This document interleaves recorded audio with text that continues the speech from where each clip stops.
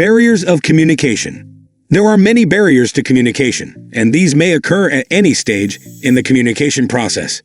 Barriers may lead to your message becoming distorted, and you therefore risk wasting both time and money by causing confusion and misunderstanding. Effective communication involves overcoming these barriers and conveying a clear and concise message. A categorization of barriers to communication. Language barriers, psychological barriers, emotional barriers, physiological barriers, physical barriers, organizational barriers, attitude barriers. Language barriers.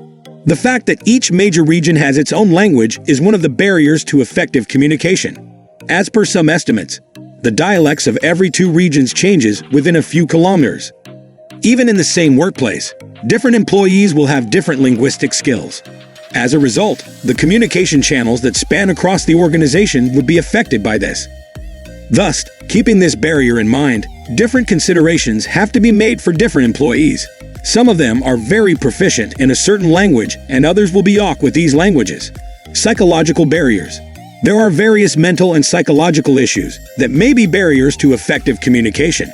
Some people have stage fear, speech disorders, phobia, depression, etc. All of these conditions are very difficult to manage sometimes and will most certainly limit the ease of communication. Physiological barriers. Certain disorders or diseases or other limitations could also prevent effective communication between the various channels of an organization.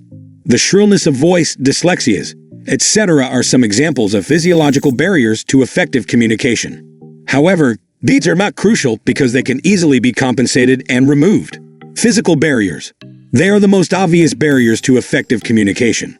These barriers are mostly easily removable in principle at least. They include barriers like noise, closed doors, faulty equipment used for communication, closed cabins, etc. Sometimes, in a large office, the physical separation between various employees combined with faulty equipment may result in severe barriers to effective communication. Emotional barriers. The emotional IQ of a person determines the ease and comfort with which they can communicate. A person who is emotionally mature will be able to communicate effectively.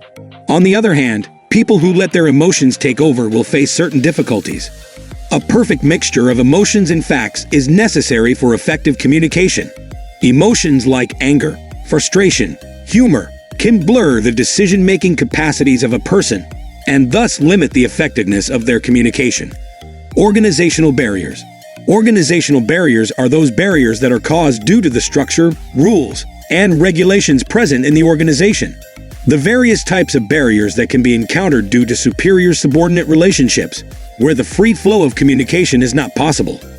Sometimes the complexity of organizational structure and multiple managers make it difficult to convey information properly, and the information gets distorted, leading to miscommunication. Attitude barriers. Certain people like to be left alone. They are introverts or just people who are not very social.